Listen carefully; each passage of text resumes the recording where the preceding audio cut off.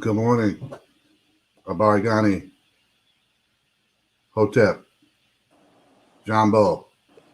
Can you hear me? What's the news? How you doing? All right. So today we're going to launch with one of things that I really want to share with today is community inspiration leadership. And today's guest, council member at large from Philadelphia, Isaiah Thomas, is going to come on. And just before he comes on, I just want to share with you, this is a celebration time. You know, this would have been a very close relative of mine, my cousin Wilbur Daniels, Petey, would have been his birthday today. And so in honor of him, I'm just bringing all the joy I have, all the energy I have to do bigger things and to encourage somebody else. And so we talked about it before his death, making sure that we level up and get bigger. And so I just want to make sure that I honor him today. And so if you have a chance today, honor one of your relatives, honor one of your ancestors, live out that legacy that you have the potential to live out today.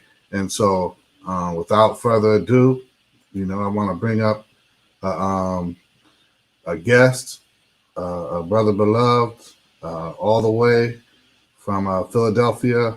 That would be none other than council member at large, Isaiah Thomas.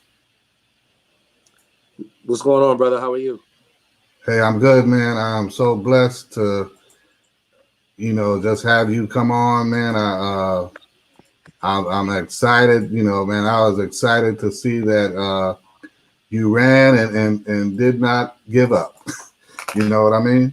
Thank you. I appreciate it. It's a crazy 10-year journey for me, but I'm happy to have served my first 6 months of city council. It's been a whirlwind of 6 months, but, I'm here. So I'm blessed. I'm blessed. Yes, indeed. Hey, you're a homegrown product of the city of brotherly love, Philadelphia, Philly. Um, how does it feel to be in public service to your own hometown? Just describe what that feels like for me.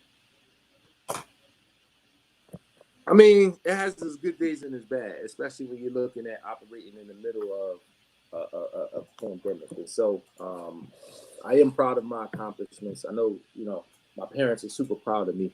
And so when I look at it just on a personal level, that I put a goal out there, something that I wanted to accomplish.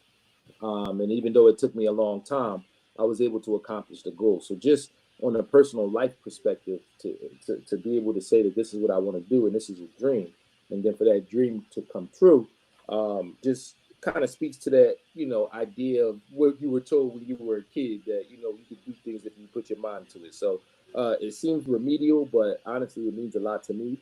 The other side is, it was nothing like I expected.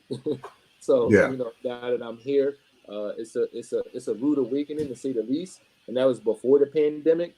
And then the George Floyd situation happened after that. And that has completely changed my perspective of what it means to be elected official. All right, all right. And so, man, to get it from another perspective, how did your work within the community and with the youth before this, how did that help shape your perspective as a public servant? I mean, that's why people know me, and that's who I am. I'm trying to do the camera thing too. I'm sorry, I apologize. No, that's all good. That's the definition of how people know me and who I am. I mean, I was introduced to politics because of freedom schools. If it wasn't for freedom schools, I would have never ran for office. I would have never gotten involved in politics. And for me, that's it. That's what inspired me. That's what informed me. That's what let me realize that politics is the allocation of scarce resources. That's what introduced me to the elected officials and let me see firsthand the influence that they can have on a particular neighborhood. But more importantly, it gave me an opportunity to see somebody that looked like me, that came from where I came from, that was doing the work. It is nothing like a tangible example of somebody who looks like you, that comes from where you come from, to inspire you to be the change that you want to see. Yeah. So Freedom School and the whole aspect of social action, that's what got you here, as well as some of the stuff you've been doing with youth development through Freedom School and education.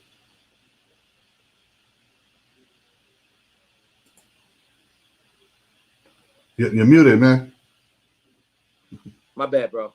Yeah. Freedom schools was the key for me. And honestly, a lot of that for me, a lot of the other stuff that I did happened after I was introduced to politics. So I started Freedom School for me when I was 14, and then Yeah. transitioned to be a elevator trainer after being a site coordinator, and that put me in a position to be a leader in the Frankfurt community. And so I went to Frankfurt High School. I was running Freedom schools in the Frankfurt area, and that's how I was introduced to the youngest state rep at that time in the state of Pennsylvania. And again, that was that tangible example that I needed. That was the spark that put the battery in my back to essentially run for office. Because I failed so many times, I ended up being involved in so many different professions, but I still kind of kept my eye on the target. And so I did teach for 6 years in the middle of that 10-year gap. I did, and I taught undergrad as well as high school. And I did coach basketball, coach softball, started my own foundation. I got the shirt on now. Yeah. Camp work, sat on the board of a lot of different organizations across the city, volunteered on a lot of different campaigns, helped a lot of judges get elected. That's something I'm very passionate about because I know how the court system impacts our people, especially our young people. And so it's a body of work, but for me, it all stems from Freedom Schools because that was the place and the space that not only taught me about myself, but it allowed me to see other great folks all across the country who were like-minded that was doing this work like you. God bless you, man. I remember when y'all were teenagers coming out there to Haley Farm, and that was inspiring. I was like, how they gonna bring like all these kids from Philly out here? And y'all did it, and so I was just glad to be involved with you. So give me some insight, man. Name someone who truly inspired you to run for office, and how did that provide you with motivation to keep going? You're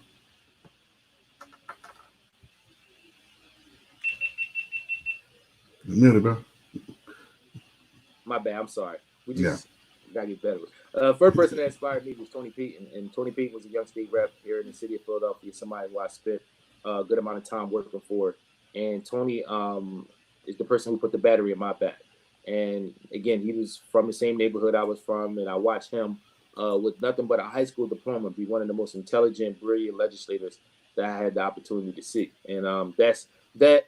And then, of course, seeing the Obama election. I think the Obama election had a huge impact on me. Not necessarily, we can all be critical of what Obama's policies or his politics, but at the end of the day, from a campaign perspective, to be a black man that hadn't been a legislator that long, and to go from where he was to what he became by the time he won a Democratic nominee was flat out inspirational. So I would say those two people more than anybody. And so there's a lot to be said about having someone as a inspiration and what they've done for you and how that goes. And I've seen your work online, man, and the basketball and the camps and the work that you're doing within the community. I just have to say, man, that's not always the engagement level that you see from a local politician. And that's usually just, sadly, what we get a lot when it's an election year. So can you speak to that, like how that inspiration has led you to do some of the levels of engagement that you have with the community? I mean, what'd you say, 6 months you've been in office? Yeah, I mean, so for me, it's more or less about being a servant leader. And that's, again, the space that we come from. So I don't see myself as a politician on the pedestal. I see myself as a servant leader that's doing the work of the people. And for me, being on city council has just only given me an opportunity to amplify that work. And so I do want to see more government and city dollars go to programs like Freedom Schools. I do want to see more activities and resources for young people, specifically in the summertime and after school. And so it's entrenched in my DNA as far as who I am. But at the same time, it's all about perspective. I was literally on Facebook and talking to one of my mentors today, who also has Freedom Schools ties, and and I was telling him about how folks are saying that they feel like we're not transparent enough as to what we're doing and what's going on. And so, in one perspective, we feel like we are active and talking to people and touching folks. But another perspective says that we need to do a little bit more, and we got to be open to Yeah. that criticism, and we will be willing to do a little bit more, and that's not a problem. But at the same time, it's been interesting to kind of differentiate folks who have a credible critique and people who are just hate. And at the same time, as Black folks right now in this moment, I think we have an opportunity to see change in a way that we might not get in our lifetime.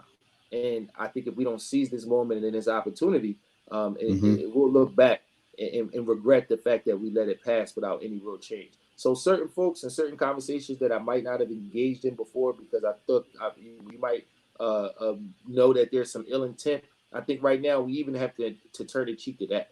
Folks who we normally would view as not productive or not wanting to see progress for Black folks, we even have to entertain them right now, because if we don't come together and take advantage of this moment and this opportunity, we might regret the lack of productivity that we were able to produce here in the year 2020.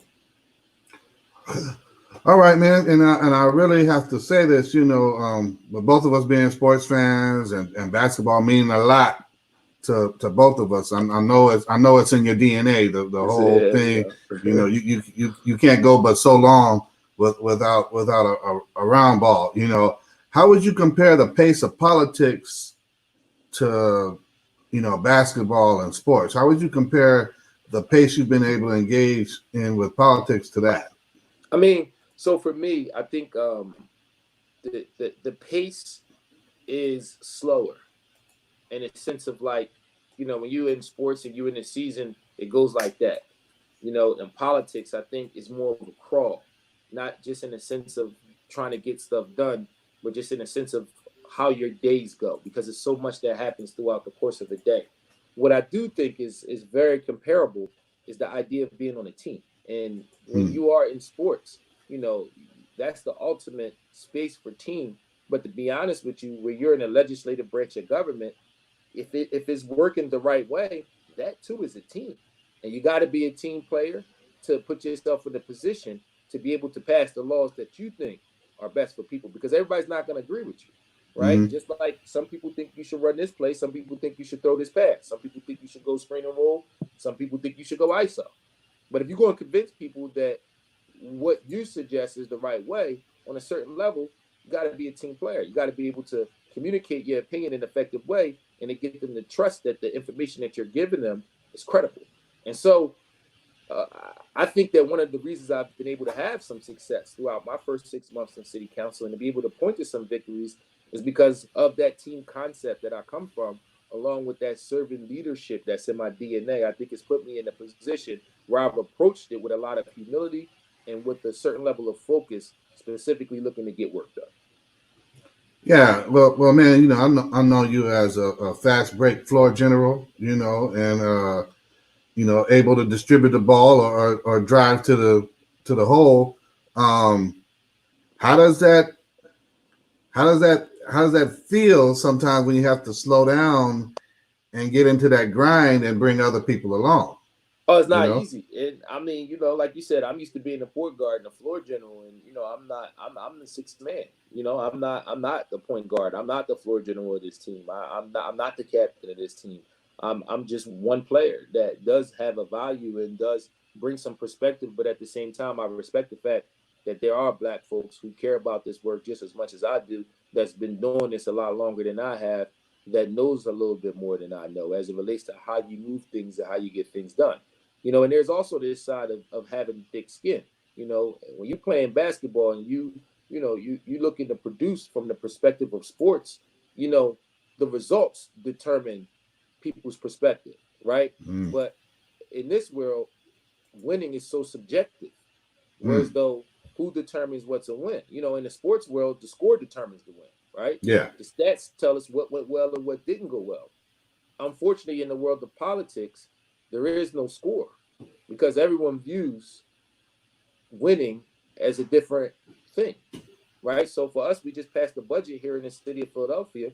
For me, I felt like it was a win because we filled a $750 million deficit without it increasing any taxes for the average Black person, without any increasing any taxes for poor people or people of color, without throwing away those prime programs that we know we need and the funding that we need. And so to Yeah. me, that's a win. Now, I know that there's a lot of dialogue around the police budget, right? And I would have liked to have seen the police budget in the city of Philadelphia reduced by more than what it was.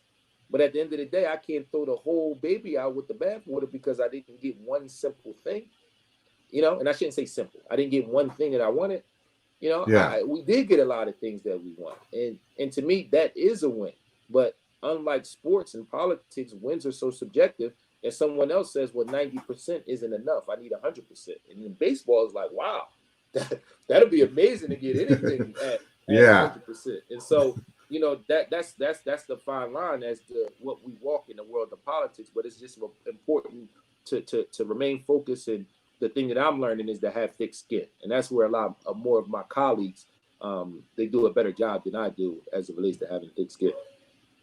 Yeah, and I appreciate that, man, to offer that perspective on, the comparison of sports and politics, because the scoreboard in politics, as many wins as you may have in your perspective, people can still say, well, no, he ain't doing enough, and get him out of there. And it's like, man, I thought I was helping y'all out. So be it, and so in this current social and political climate, how do you hear people out while keeping things in perspective as a public servant? I mean, like, who needs, you need to keep the city running, right? Like you said, with the budget. So how do you balance that out with hearing people out and what their concerns and needs are? I mean, that's something that I'm still learning, because at the end of the day, while I do have to show the ability to have thick skin, at the same time, it's imperative that I hear from the people. And so it's difficult to say, well, I'm not going to pay attention to the negative things that folks are saying. But at the same time, I want to be able to take time to listen to what people have to say. Right. So that's almost a contradicting message right there. In order for me to be the elected official that I would want representing me, I have to listen to both the positive and the negative and develop thick skin.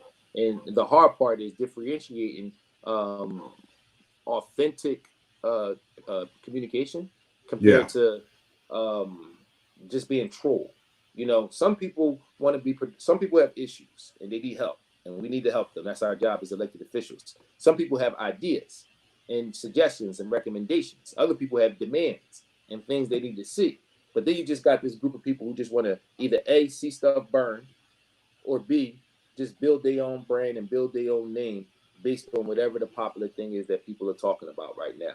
So the latter part is the ones that you got to try to avoid. But at the same time, again, we can't have other people suffering in the midst of them not being able to communicate and have certain transparency that they deserve as constituents, because I'm struggling to deal with this percentage of people who either just want to see things burn and want to use this as an opportunity or a platform to build their own brand.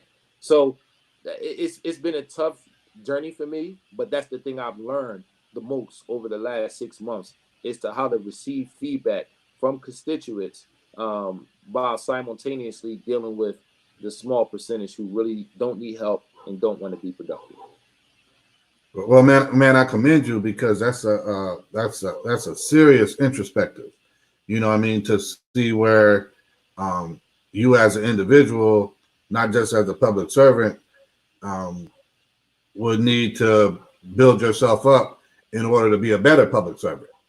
And to be honest, I'm sorry, I got a rep for pushing, public servants, in certain directions, because it is that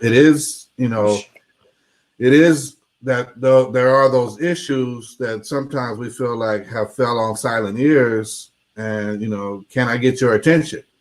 And you should. I think that that's something that should be done, and I don't think you should feel bad for it. But last I checked, most of the time you push people who disagree with you, not people who agree with you. So just imagine the irony of me being for police reform since you've known me, or police changing, and we've even been in spaces where folks have said abolish the police, right? And that's something that was entrenched in me since the age of 17 and 18. So just imagine the irony of white folks telling me how Black communities should be policed, and telling me that my work and my service for Black folks isn't genuine. Yeah. So I think it's one thing to advocate to your elected official, right, for anything that your community needs. You should definitely do that. And if they're not listening, you should do what you have to do to get their attention. But the irony of the moment that I'm dealing with, that George Floyd has created so much white guilt that you're now telling the person that fit the description, who've been doing this work darn near all their adult life, that they aren't authentic in their work for Black people because you call yourself doing guilt advocacy. The irony. So I think that's what I'm talking about when I'm specifically communicating some of the difficulties as it relates to having thick skin, and then also dealing with the demographic of folks who just want to see things burn. It's dealing with that irony right there. But average everyday advocacy, I encourage it. It's important. And if I'm not on the right side of you, what I try to do is engage people in dialogue so they can understand exactly where I am with the issue, but also understand how I got there, because that's often important as well too. Yeah, and I appreciate that, man, because one thing I will say, and that speaks to the thick skin that you mentioned before, and the whole development of thick skin.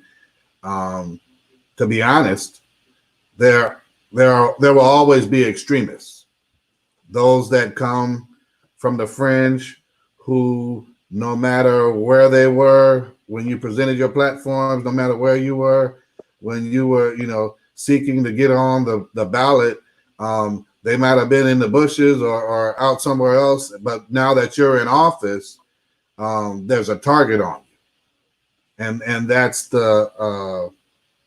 that's one of the reasons why, for me, I was like, I would never run for anything, and heck, it's hard enough being on the board of some community groups, more or less, taking on the municipal responsibility as a representative.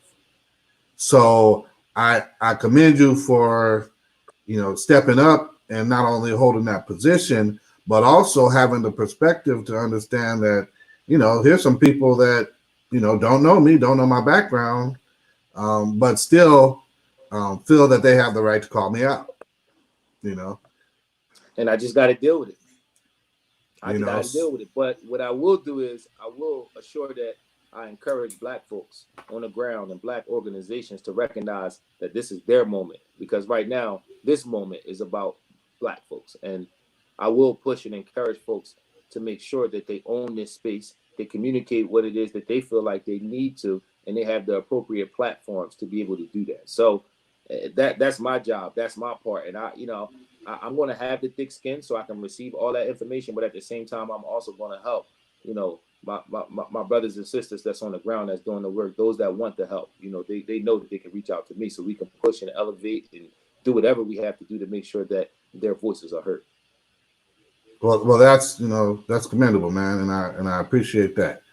This is definitely an honor to have you on here and share with folks, and just for everybody out there, get involved politically, socioeconomic involvement in the buildup of your community.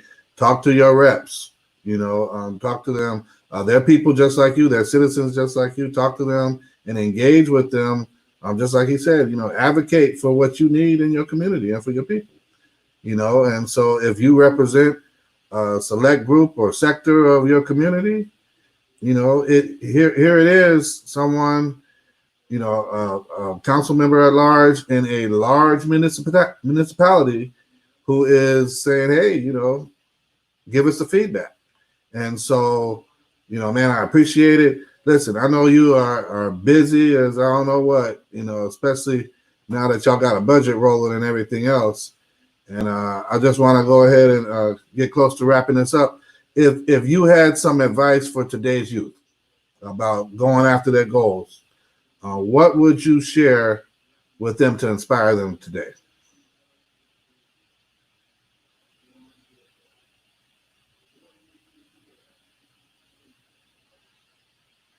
You still there, Isaiah?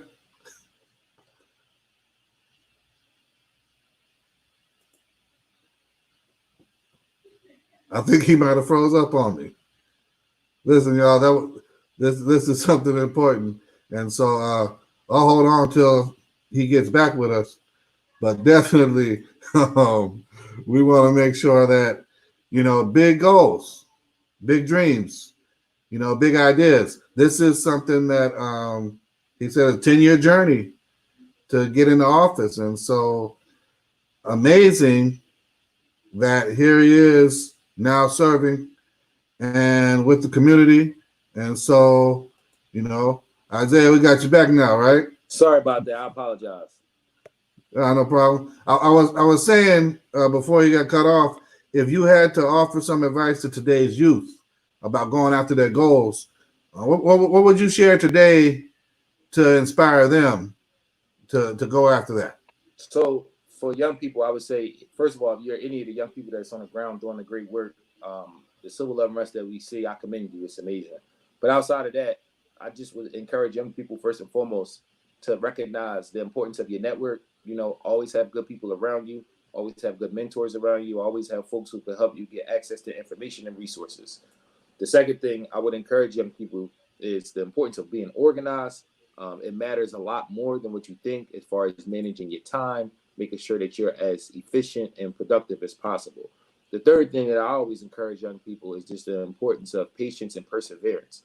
If you are going to be successful at anything that's great, you're probably going to fail a few times as you kind of go down the journey to achieving that goal. And if you're serious about being successful at things that, the average person essentially doesn't see successful, you have to have that thick skin that I was talking about earlier. You have to have that ability to fall down and get back up.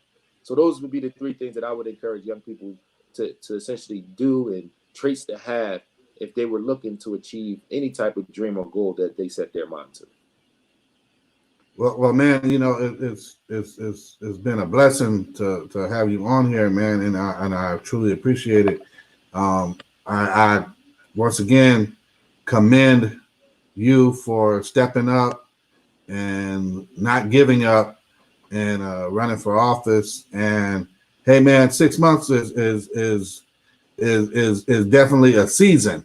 Check this out, and you've had 6 months of COVID and everything that comes along with the ramifications of George Floyd and all that's going on the streets right now. And so I just look at the situation and knowing that, June 30th, making sure that the budget is in place and everything, that you guys were able to do that.